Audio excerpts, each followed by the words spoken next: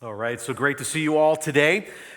Before we dive in, I want to let you know about something. This week we've put up on our website a number of resources related to men and women and leadership. Recently, our elder board has come out and said this is where we are as a church, that both men and women can serve in and occupy any position of leadership, no restriction based on gender. And so on our website, there's an FAQ document, there's a statement from our elder board, there's a number of other resources that are available, books, videos, podcasts, just to kind of help you guys know the things that helped us kind of get to that position and that understanding as a church. We want to make that available to you. Also, I want to let you know about a couple of things that are coming up in 2 weeks. March 17th, a Sunday night right here, 6 p.m., we're just going to have a time. I'm going to do some more teaching, going a little bit deeper dive from an Old Testament perspective into this subject. And at the end, there's going to be a Q&A. I'd love for you to be a part of that. There's more info on the back of your notes today. We're also going to do that on April 21st, a little bit deeper dive, more rigorous teaching from a New Testament perspective, also with a Q&A. That's April 21st. So March 17th, April 21st, Sunday night, 6 p.m. right here. I hope you'll be here for that. Now, that's not what we're talking about today. Today, we're continuing in our series through the New Testament letter of 1 Timothy. It was written by the Apostle Paul to a young leader named Timothy, who's a leader of leaders in the churches at Ephesus. So we're going to chapter 5 today. So if you have a Bible or you want to use your phone, either one is great. Kind of open up to that. Go ahead and start finding chapter 5. We're going to read verses 1 through 16. As you're looking for that, I think I need to give you a bit of a disclaimer. It's possible, I hope not, it's possible that there will be a moment or two that's just an irresponsible sermon today. I don't want that to be the case, but it could happen. There's a chance, at some point over the next 30 minutes, I could fall flat on my face in front of you. Could happen, hope not, but it could happen. This could also be a moment where God uses the sermon to really stitch us together into greater unity and to make even a greater kingdom impact than we currently know how to imagine. And then again, I could be wrong on both counts. Today could be a total yawner and you all go home bored and unaffected. But I just want to share with you from my heart, I've been so captivated.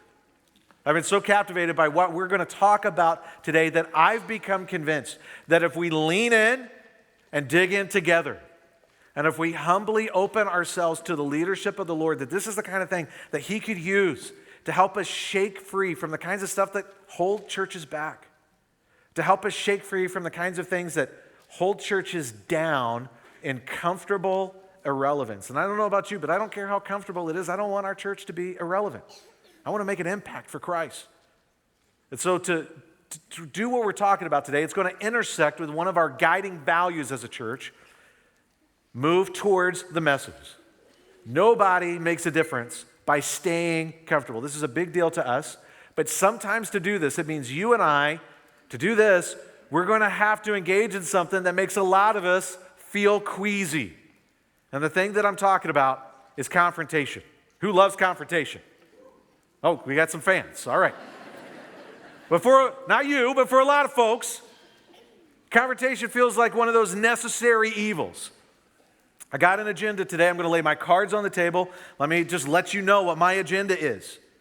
It is to convince you that confrontation is not a necessary evil. It is a necessary good. And this is one of the reasons I believe that. Because our confrontation habits are indicators of our relationships with each other and with reality. And when I say confrontation, I don't know what comes to your mind. I don't know what the backstory of your life was like. I don't know what confrontation was like in the home you grew up in. I don't know what confrontation was like maybe in another church you went to. And the constellation of all your relationships and friendships and the backstory of your life, I don't know how confrontation played out. But when we're talking about confrontation, this is what we mean.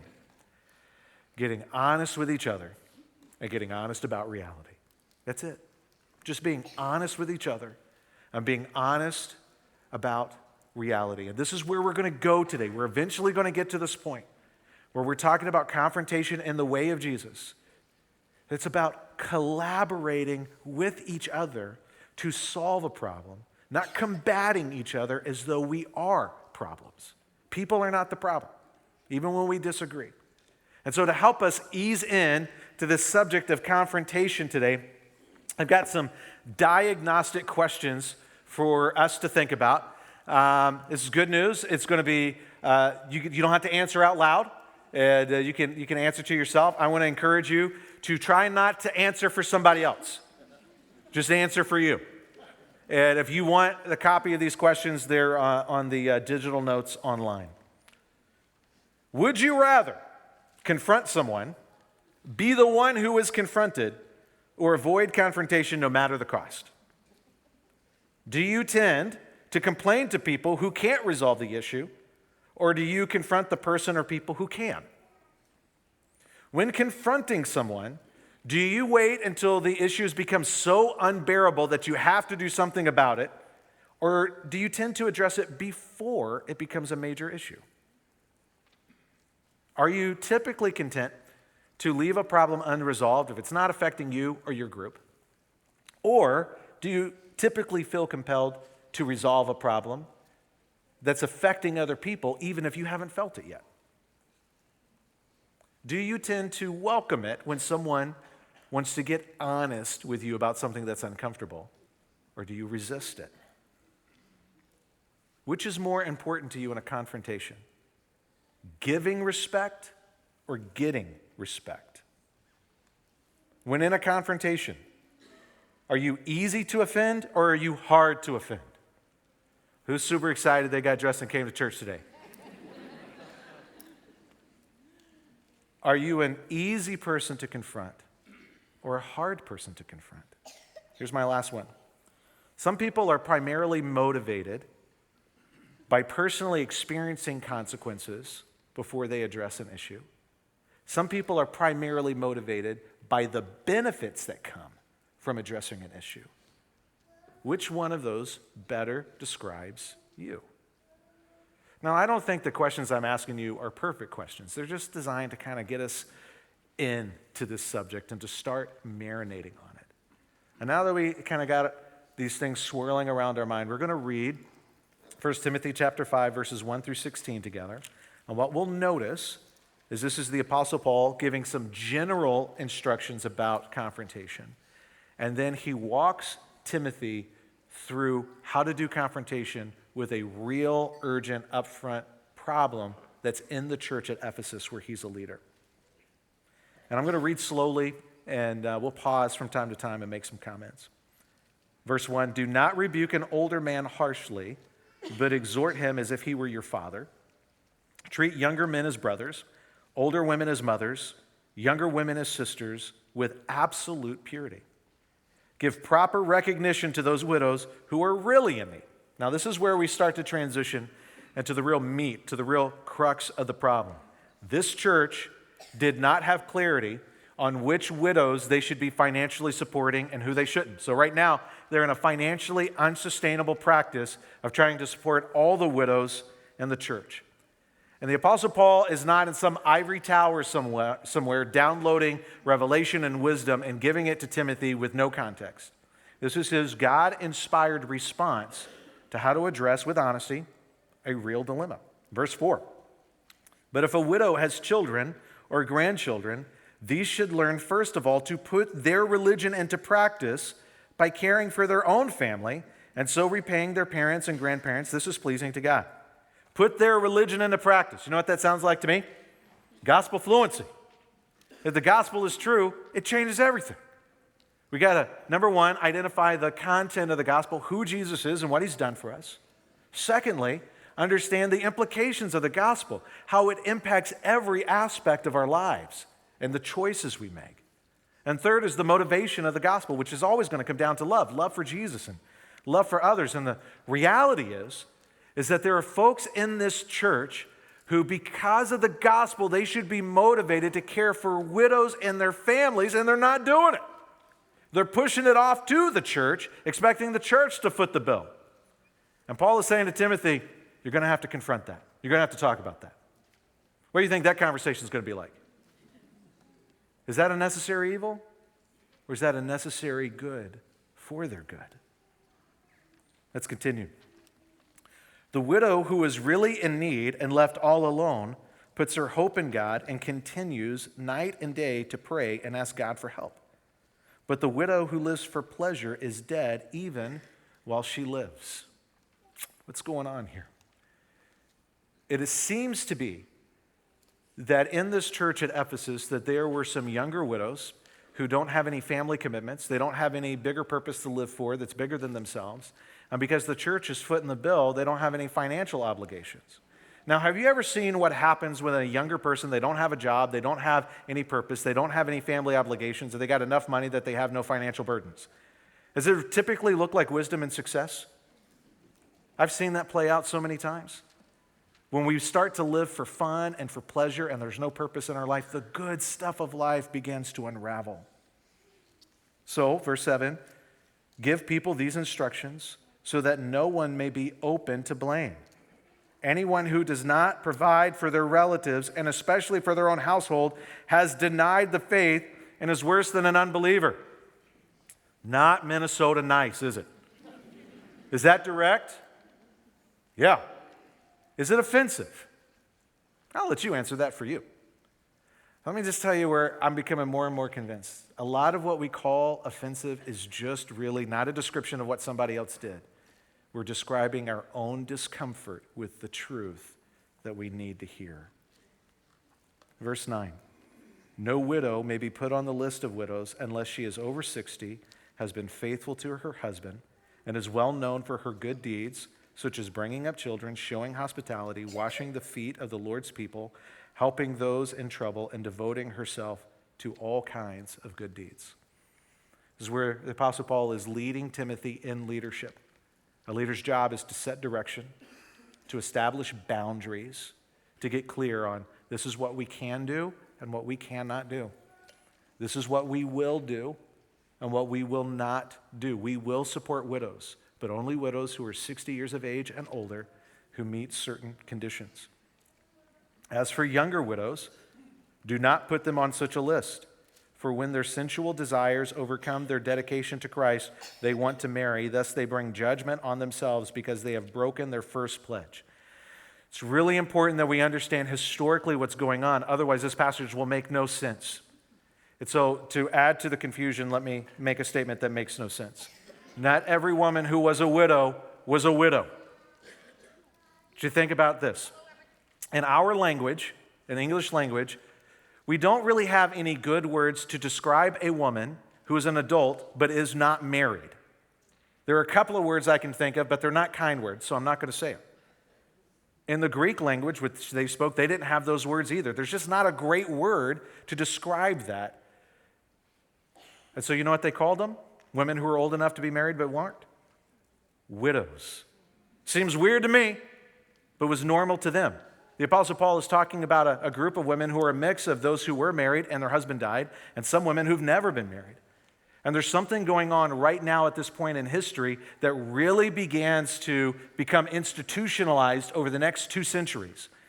That just like a pastor is an office in a church and deacon is an office in the church, widow became an office in the church. And these women, whether they were married and their husband died or they were single, they would commit themselves to the purpose of the church. They were empowered to do ministry and lead. They were financially supported by the church. That became a very normal thing. And right now, the Apostle Paul is having what I think is just a real talk conversation. This is wisdom, and I think this is life experience talking. He's saying to Timothy, here's the deal.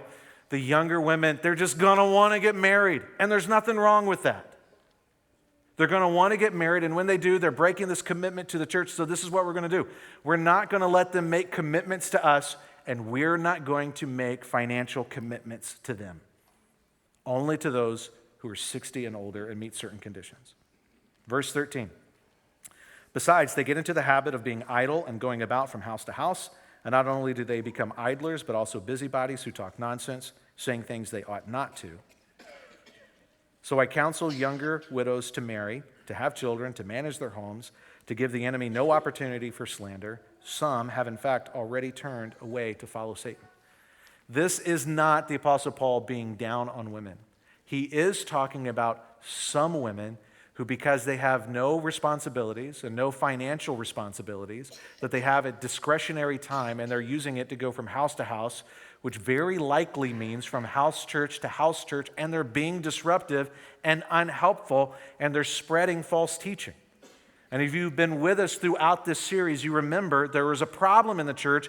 Women were not being discipled, and they're under the influence of false teachers. And the Apostle Paul is saying to Timothy, listen, you are going to have to get honest about that behavior. You're going to have to engage that. You're going to have to confront that. So this is what we're encouraging them, to get married. They don't have to, but we're not going to keep footing the bill for them.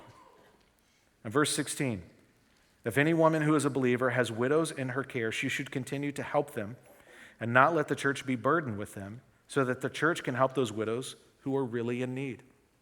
This is a leader's job. Set direction, draw boundaries, and develop people. Timothy, it's your job as the shepherd, as the leader, to develop people, to grow people into the kinds of folks who are taking good care of their family members, the people who they should be taking responsibility for. And the widows who don't have anybody, well, we're definitely going to take care of them. So, now that we understand the backstory, I want us to go back to the starting line, because what we just worked through really is a fantastic case study for how to do confrontation in the way of Jesus. Let's start with verses 1 and 2. Do not rebuke an older man harshly, but exhort him as if he were your father. Treat younger men as brothers, older women as mothers, and younger women as sisters with absolute purity. Now, if you were here last week or you heard the message last week, you might be wondering, does this contradict something I said? Last week I said, we don't parent each other, we relate to each other as brothers and sisters. Does this contradict that? I want to maintain and reiterate, we don't parent anybody. And this doesn't say that we get to parent each other. What it does say is we should all adopt a permanent disposition of honoring believers who are older than us, even in times of confrontation. Talking about this passage, John Stott, if you don't know who he was a brilliant scholar and Bible teacher. Talking about this very passage, he wrote this. He says, Timothy is to give senior members of the church the respect which is due age and the affection which is due parents. True, we are all brothers and sisters in Christ. Yet it seems to me artificial in the West when students breeze up to me and hail me by my Christian name, even though I'm old enough to be their grandfather. He says the Asian and African cultures are wiser since they encourage young people to address the older generations as uncle and auntie. I think he's got a point. I think there's wisdom in that. And it's true that there are kind of cultural entanglements that can make that murky. We've got high school students in our house every Wednesday. I like it when they just call me Rick. That's what I prefer. And yet, let me say this. We never lose anything, do we, when we give honor? It never costs us anything to pay respect. So in all things, even in confrontation, in all things, we should only do what reinforces relationship, never anything that would unravel it. So I want to invite you to write this down. In the way of Jesus, confrontation is an anti-relationship because it's impossible to separate from relationship.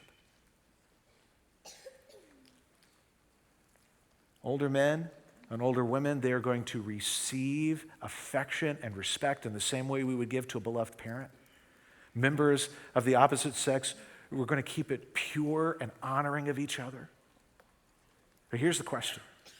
Why do you think the Apostle Paul led off this section with the instruction, make sure you honor the men and women who are older than you?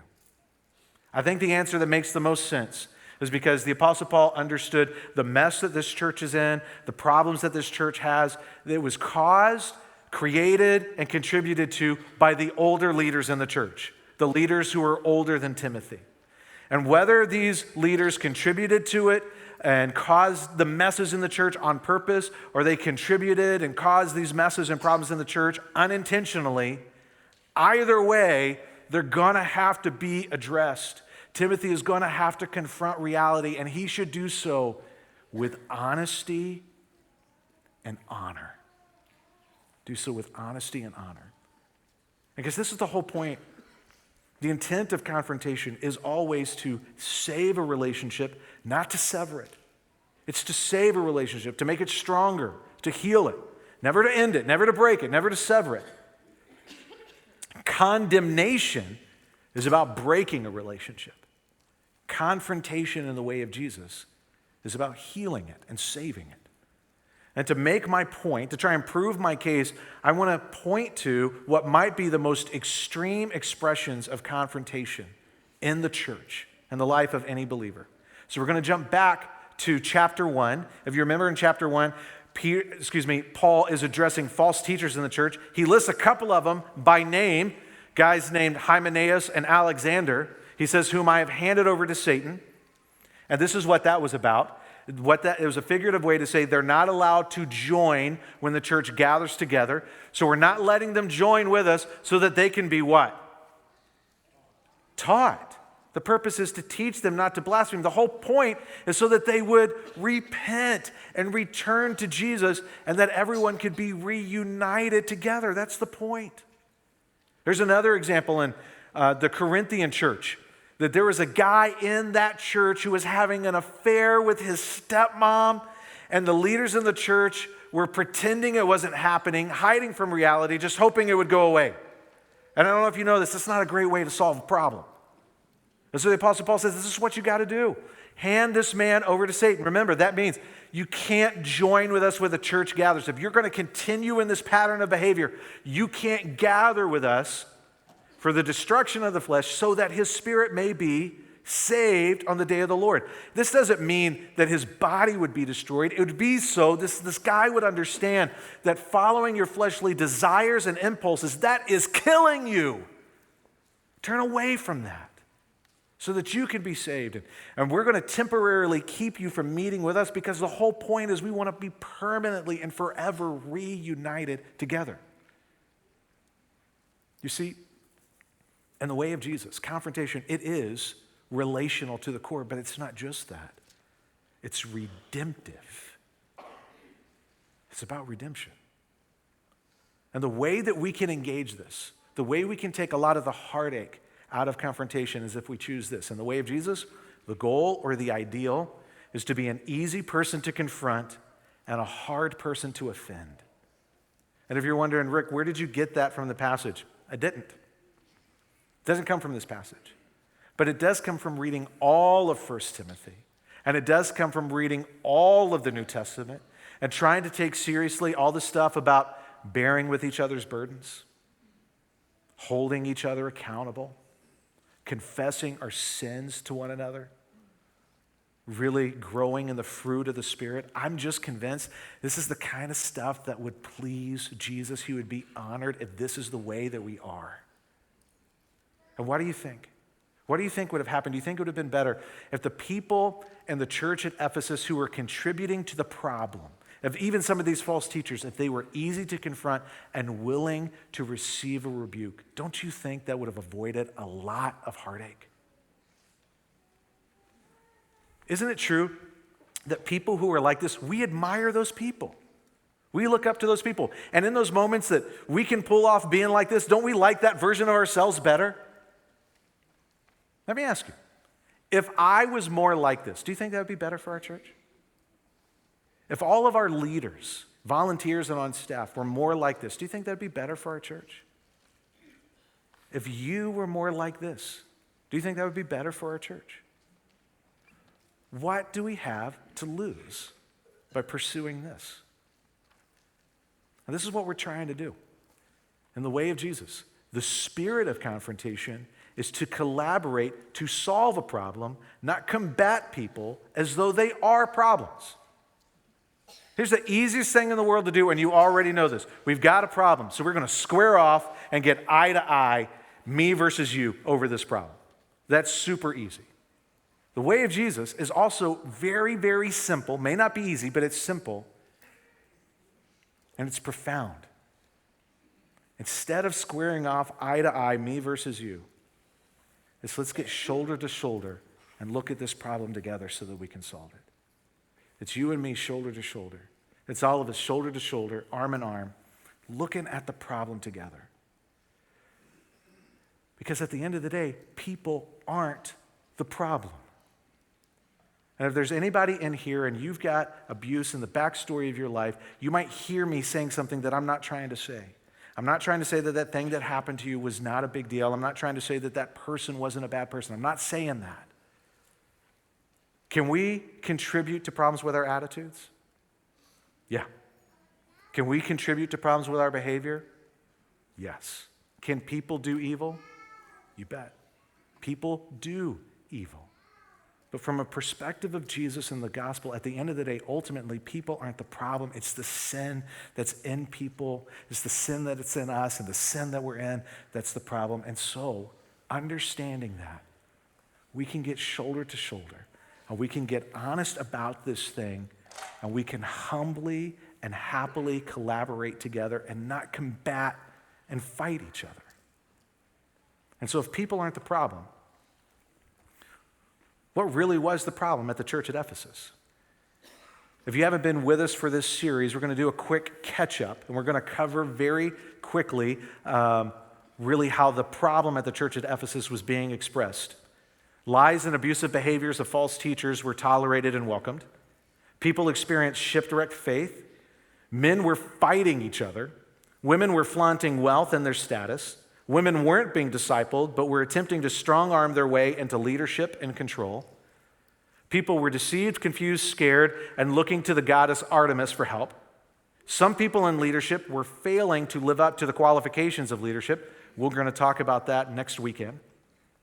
People were being bullied by false teachers into following excessive rules, and they were being bullied into not getting married even though they wanted to. There was an explosion of single women in the church who expected the church to financially support them. The church was in an unsustainable financial practice of supporting widows, many of whom were using discretionary time to disrupt the health of the church. And people in the church weaponized Timothy's insecurity against him as he was attempting to lead them into health. Does this sound like an easy group of people to collaborate with? This was Timothy's job. This is what he was called to do. This is what he was appointed by Paul to do, to gather together the leaders, many of whom were older than him, and say, listen, ladies and gentlemen, what has been going on cannot continue. We've got to make some changes. Are we going to continue to care for widows? Yes, but only widows who are 60 years of age and meet certain criteria. And here's a problem. Some of you guys are not caring for your family members like you're supposed to. And some of you guys who are teachers and leaders, you haven't been teaching people to do that, and you've been giving them a pass, and that's got to stop. And the younger women in the church, we encourage you to get married. You don't have to. That's what we encourage. But whatever you do, we are not going to pay your bills anymore. What do you think that church meeting was like? You think it was awesome? How do you think people responded to that message? I'm going to share with you some guesses that I have about how people responded. And what I'm going to share with you, it's not because I'm an expert. I'm not an expert. It's just based on my experiences. I've been privileged to sit with leaders in churches all over this country. I've been privileged to sit with church leaders in 4 different continents. And this is what I've discovered. People are the same everywhere. Problems are the same everywhere. Leadership realities are the same everywhere. In January, I sat under a shade tree in a village in Ghana talking to church leaders, and I just described to them things that we have to navigate and work through, and they were dumbfounded. Do you know why? They couldn't believe we got the same problems that they do. It's the same everywhere. So what I put up on the screen, if it sounds familiar, it's because it is. It's the same everywhere. So Timothy's leading, he's doing all this stuff, confrontation. How did they respond? But that's not how we've always done it. This is too much change. This isn't fair because I'm no longer getting from my church what I used to get from my church. And I bet some of them went and lodged grievances to elders who were already there before Timothy showed up. Now, I probably would have done a couple of these. Matter of fact, if I had a good night's sleep and a hearty breakfast, I bet I could have done all 4 in one day. And I'm not even trying to suggest that any of this is wrong. It's understandable. And it's predictable. And yet, there's still a mess that needs to be addressed. There are problems that need to be resolved, which requires getting honest with each other and getting honest about reality and collaborating together to solve it. Now, there's a way of motivation that's, hey, here's some consequences we want to avoid, so let's lean in, and that's fine, that's good, but there's a better way. And the better way is being motivated by the astounding benefits that come from applying the gospel. And the next thing that I want to share with you, I can't explain to you why it's true. All I can do is just tell you about it. In the way of Jesus, the mystery of confrontation is that it unlocks previously unimagined possibilities. Let me tell you what happened. This church found the guts and the love to get honest with each other and get honest about reality. And folks who had not been caring for their family members started to do it. And the church is now in a financially sustainable position where they can care for widows. And the care for vulnerable people went up. And the Roman government noticed it. We might share something from a guy named Aristides on the last week of this series, but he was writing back and forth with a Roman politician just about how amazing it was that these Christians care for their family members better than anybody else. And they care for vulnerable people who they don't have to care for better than anybody else. And even while the Roman government was persecuting Christians, their respect for Christians went up. And untold thousands of people came to faith in Jesus because they saw the gospel play out in these people's lives. It's amazing. And believe it or not, it kick-started something. Their obedience, their faith, their willingness to walk in the way of Jesus with confrontation started something good that they had no idea how to predict or imagine. Over the next generations and over the next couple of centuries, because Christians did such a good job of caring for vulnerable people began to feel empowered. And they began to reimagine and reinvent what it meant to be a widow. Now, losing a spouse is tragic. It is heartbreaking. I don't want to minimize that.